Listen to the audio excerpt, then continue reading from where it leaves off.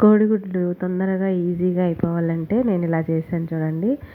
ఇలా చేసుకుంటే టేస్ట్ ఉంటుంది, అలాగే తొందరగా కూడా అయిపోతుంది. ఇదేం లేదండి, కోడిగుడ్డును ఉడకబెట్టకుండా అప్పటికప్పుడు ఈజీగా చేసుకోవచ్చు. మరి ఆఫీసులకు కానీ ఎక్కడికైనా వెళ్ళేటప్పుడు టైం లేదనుకుంటే ఇలా చేసుకోండి. అయితే ఉల్లిపాయలని బాగా తరిగి, పచ్చిమిరపకాయలు, ఉల్లిపాయలు బాండీలో నూనె వేడెక్కిన తర్వాత కొద్దిగా సాల్ట్ వేసుకొని మూత పెట్టినట్టయితే తొందరగా మగ్గిపోతాయండి.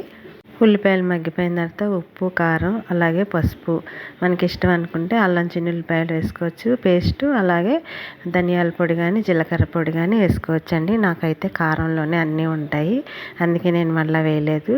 తర్వాత చింతపండు పులుసు వేసుకొని అది దగ్గర ఉడికేటప్పుడు ఈ గుడ్లను కొట్టి వేసుకోవడమేనండి. గుడ్డు కొట్టేసిన తర్వాత కదపకుండా అలాగే ఉంచేస్తే మీడియం ఫ్లేమ్లో దగ్గరికి ఉడికిపోతుంది. మనం దించే ముందు కొత్తిమీర చల్లుకొని ఇక వేడివేడి అన్నంలో వేసుకుంటే చాలా బాగుంటుందండి.